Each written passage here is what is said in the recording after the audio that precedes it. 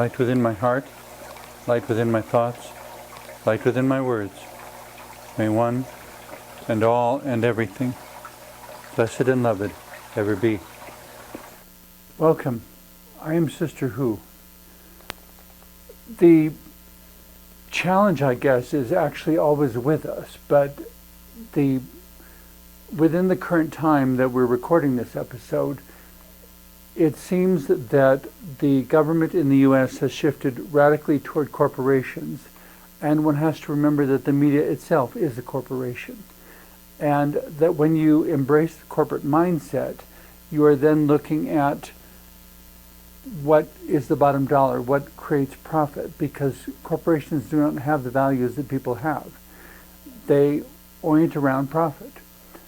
To keep the world fit for human beings requires human beings running it.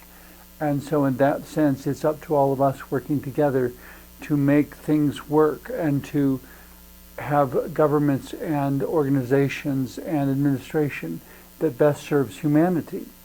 Because the values of humanity, the things that humanity needs, are quite different from that which is valued or needed by a corporation.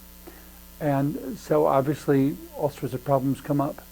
One of those that was brought to my attention recently was the notion of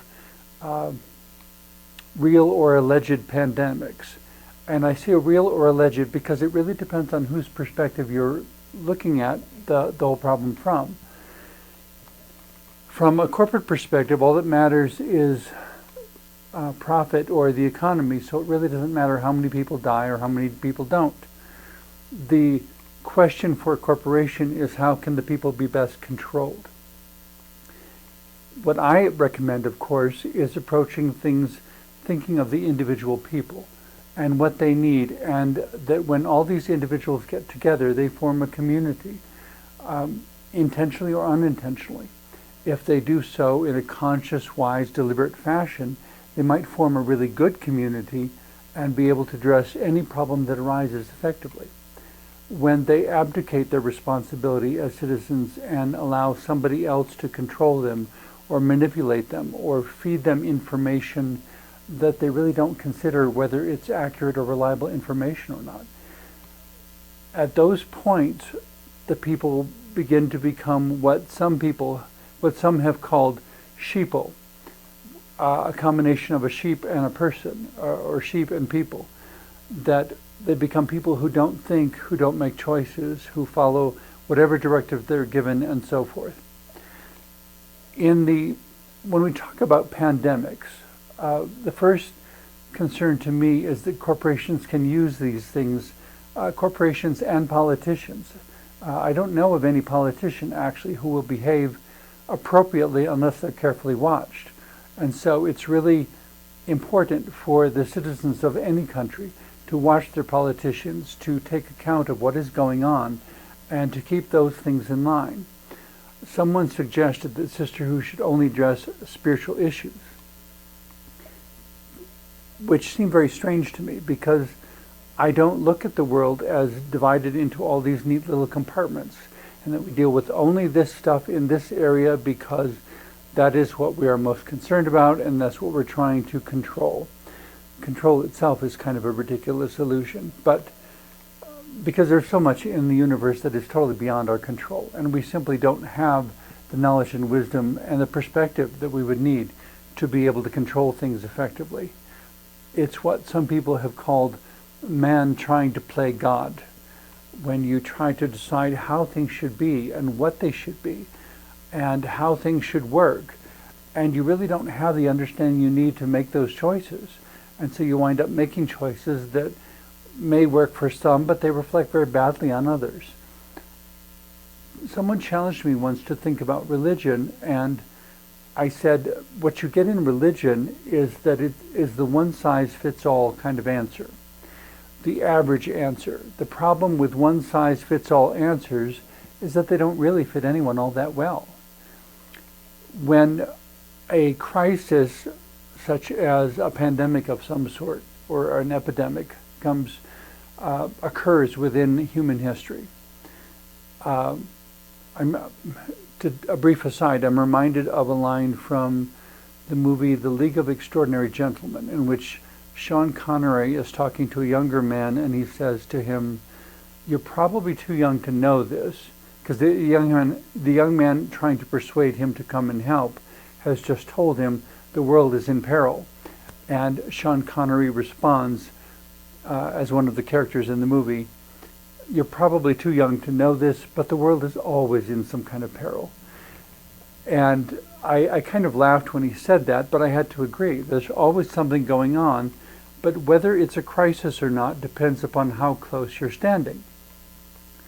And of course, the added complexity of that in the current time is the extent to which corporations manipulate the government, and because the media itself is a corporation, manipulate the media. And so, in a sense, there is manipulation of the truth that people are allowed to know, as far as what their government is doing, what's happening in their world, how serious the epidemic is, all sorts of things.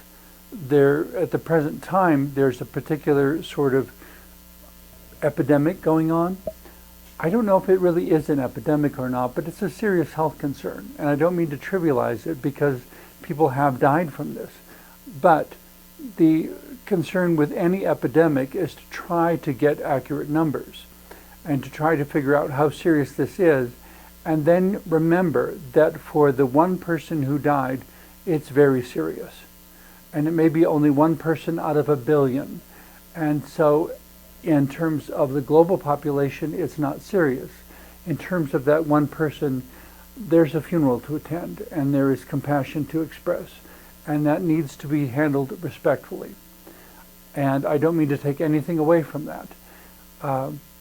The thing to remember about virtually every pandemic that humanity has ever seen, however, is that the numbers can be skewed to the advantage of corporations and politicians. And the one thing that does not help is for the people to be manipulated by having the knowledge or the information manipulated. In every situation, we should be doing common sense sorts of things, like washing our hands and being mindful of what too many people have touched, and understanding how diseases spread, how viruses spread, how bacteria spread, how anything that is not purified spreads, or if it doesn't spread, what contains it. And in trying to decide how we respond to the spread of virus and bacteria, for example, one of the things that is often suggested is that people need to be much more conscientious about washing their hands. Please bear in mind that a significant portion of the world does not have access to water. Washing your hands is not something they can do. Over and above that, we have the whole realm of disabilities, and there are people who have to approach personal cleanliness in a very different way. And they can use some methods, but not others.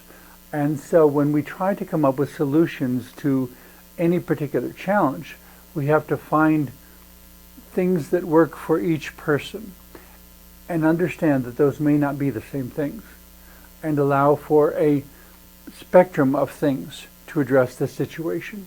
And that even when we don't see a threat, to maintain practices of good health, so that ideally we will not have to deal with those threats to health, that we will not have to deal with virus and bacteria, because we have orchestrated our daily lives in a way that deters their spread in the first place. So we may never experience them, and that's fine, but we still need to have compassion for the person who does.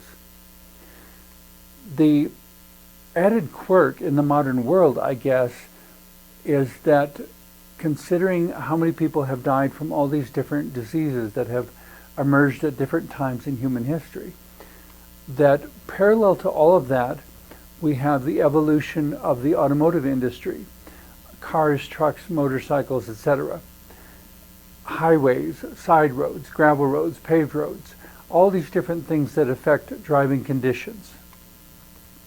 In the state in which I grew up, there was also a driver's education course, which in the course I was required to pass before I ever received a driver's license, there was a whole section a whole chapter, I guess you might call it, on defensive driving techniques. It was a whole battery of methods that you use to avoid being in the path of any accident. There was a movie I saw the other day, for example, that brought up that even when you have that education, even when you're careful, things still happen. In the movie I saw the other day, it was a man and his son who were sitting in their driveway, and they were hit by a car, and the son was killed. The father was in a coma for a while and then finally woke up, but had to deal with his son being killed. They didn't do anything wrong. They were sitting in their own driveway. The problem was that the car that hit them was a man who had a heart attack. He didn't plan on having a heart attack. He didn't plan on losing control and crashing into a car that was still in its own driveway. Weird things happen. We have to grieve them and accept them and deal with them because they're part of the human experience. The one thing it seems people want to avoid more than anything is the fact of human mortality, that basically everyone on planet Earth at some point is going to die. So it's not a question of whether you're going to die, it's only a question of when and how. In the case of a disease or an epidemic or a pandemic, if it ever gets that far in reality, the challenge becomes who dies and being compassionate and understanding that we all die at some point. But it's not so important how and when we die as it is how and in what circumstances or according to what circumstances we live. That in whatever time you had, whether it was 5 years or 10 or 20 or 90, that you filled that time with as much life and as much love as possible. Fred Small has written a wonderful song called Everything Possible. I think it's called Everything Possible, where he comes back to this chorus of saying, you can be anything you want to be, you can love whomever you will, you can travel any country where your heart leads, and know that I will love you still. You can live by yourself, you can gather friends around, you can choose one special one, and the only thing that measures your words and your deeds is the love you leave behind when you're done. And that's really what it comes down to, that whether you live 10 years or 90 or somewhere in between, it's the love you leave behind that really matters. And you may die in a car accident. I could die in a motorcycle accident because a motorcycle is something I use on a regular basis. But the challenge is not when and how we die, but how we have lived up to that point. Part of living up to that point is avoiding manipulation from things that simply aren't true. It is true that somebody will die of every rare disease you can name. And there are actually somewhere dozens, if not thousands. A brief search that I did revealed over 70 different possibilities. Diseases that are caused by viruses or caused by bacteria or have no known cause. We simply don't know what causes them. And initially there are no symptoms. So to say this disease, you can have it and not know that you do, I don't think that really helps anybody. Because you look, it's a form of, in the Middle Ages they called it stigmatic guilt. It basically says you are guilty, you are dirty, you are unclean, you are horrible, you are bad, without even knowing that you are. And the only ones who are empowered by that are the manipulators. The person themselves looks in the mirror and says, oh my God, what's wrong with me? The more you don't like yourself, the more you feel badly about yourself, the more you have a negative impact upon your own immune system. And your body has less ability to fight viruses and bacteria.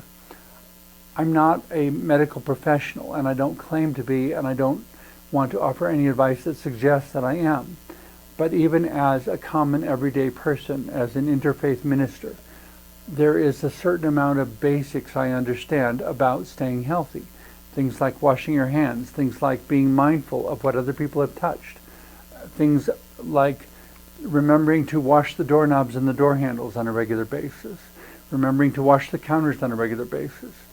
We live in a world that is filled with toxins and bacteria and virus. Everywhere we look, there's thousands, if not millions, of possibilities. And there are so many rare diseases and rare virus and rare bacteria that can compromise our health. We need to develop practices that keep us ahead of those, because our spiritual body is not separate from our physical body. And our physical body is not separate from our spiritual body. There is something symbiotic, something where the two need each other and are interwoven in a way that we can't separate them. As we're trying to put value in each moment, though, part of that is being concerned for what's going on in our world and who is being overlooked, who is being neglected or left out. When we say everybody should wash their hands, are we remembering the people who don't have access to water? When we say everyone should, wear a face mask, are we keeping in mind the disabilities that cannot wear face masks? And do we actually know how to use a face mask? That if you use one of those face masks like surgeons wear while doing surgery, they have to be changed at regular intervals. They have to be handled in a particular way. If germs get on the outside of them, those germs need to be contained, not spread to your pocket or the next person or the next place you go. There is a wise way to use them and an irresponsible way to use them. Just saying everybody should use them doesn't solve the problem any more than we tell everyone to drive a car. The problem with everyone driving a car, of course, is that some people will die in accidents. Every single one of those deaths is a tragedy. And the number of people that die in car accidents still exceeds all the people who have died of diseases. The global total, I checked the other day at the time of this recording anyway, I questioned what about when people said, that whatever we're going on with now, this is the worst epidemic, or that is the worst epidemic, or that one was the worst epidemic. And I keep saying, have you heard of the epidemic of AIDS?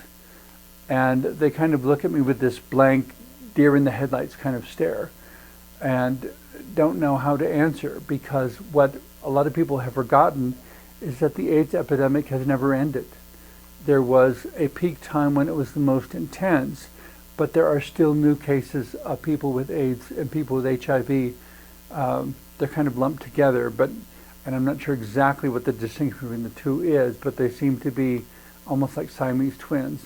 But I asked on the internet the other day, what's the global total thus far for the AIDS epidemic? And the figure I found in several places was 32 million.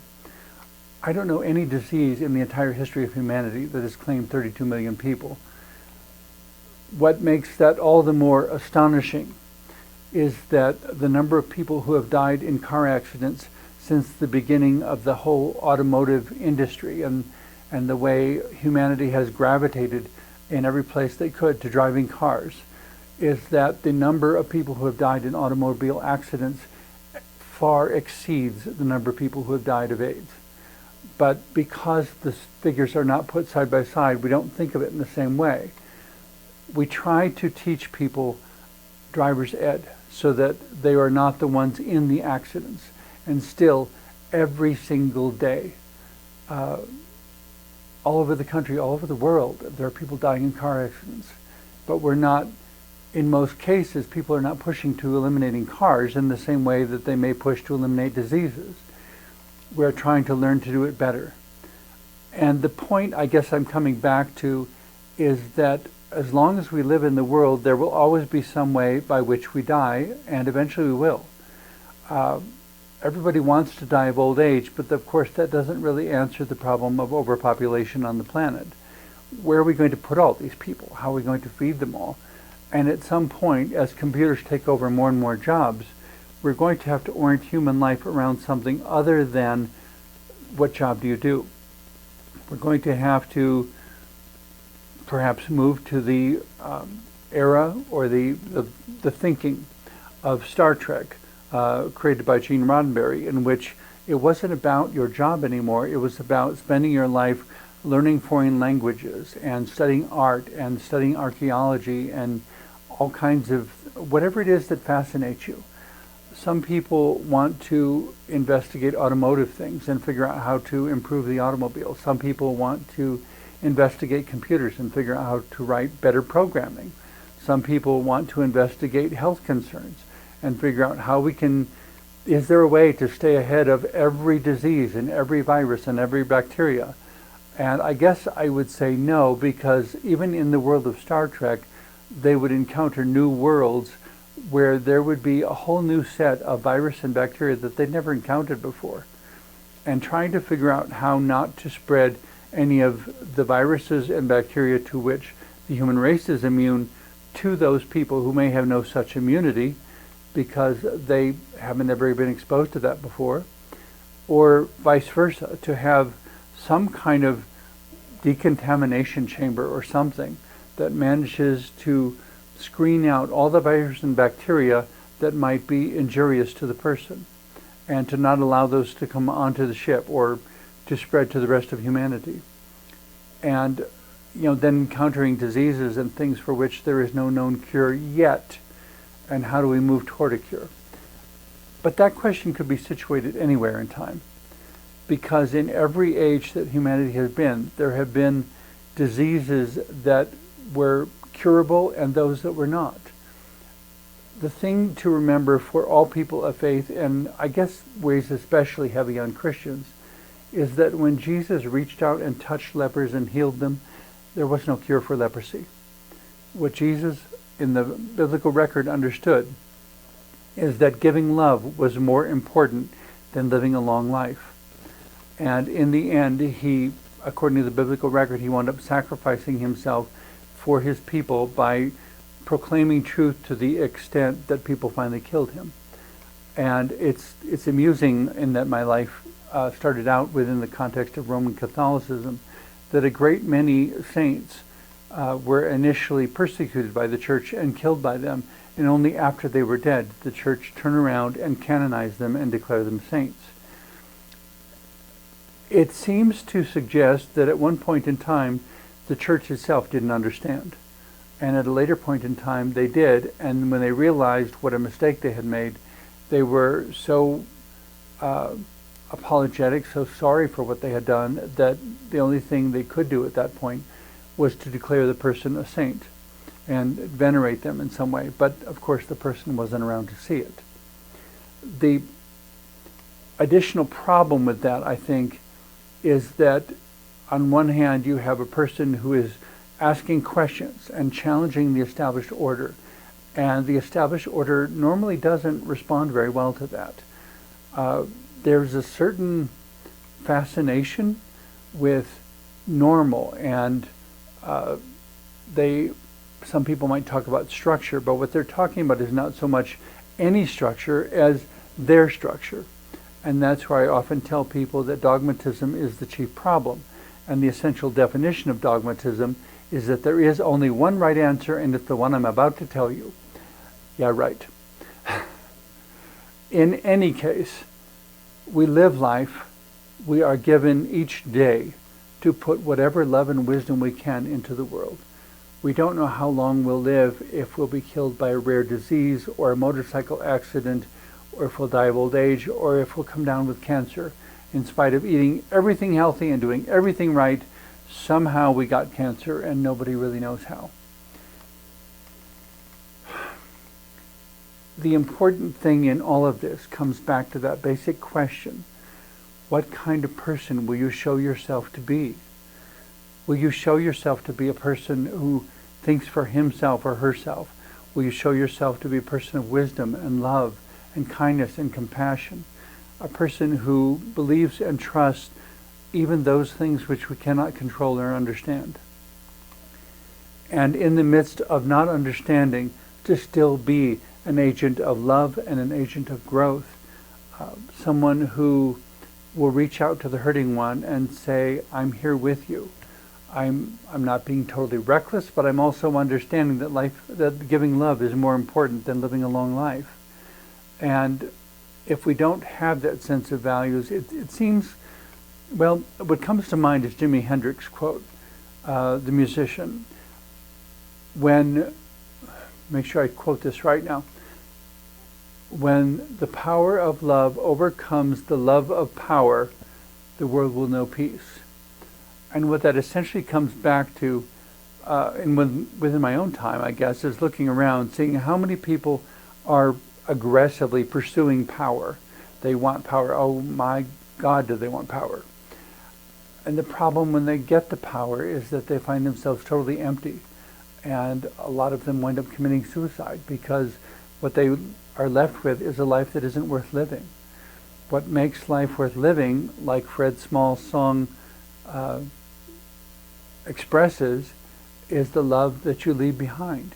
How much love you put into the world, how much you love the person with whom you disagree, and find a way to maintain your disagreement and your dialogue, and you can live this way and I can live this way, and this is the way that we could both live the way that we choose and not have a negative impact upon each other. But neither of those is possible if money is the measure, because as I've often said, when money becomes the measure, community often suffers. Love needs to be the measure. Wisdom needs to be the measure. The thing to remember in all of that is what kind of person will you show yourself to be. And don't base your life upon somebody else's lie, but check things out and think for yourself. Thank you very much for watching.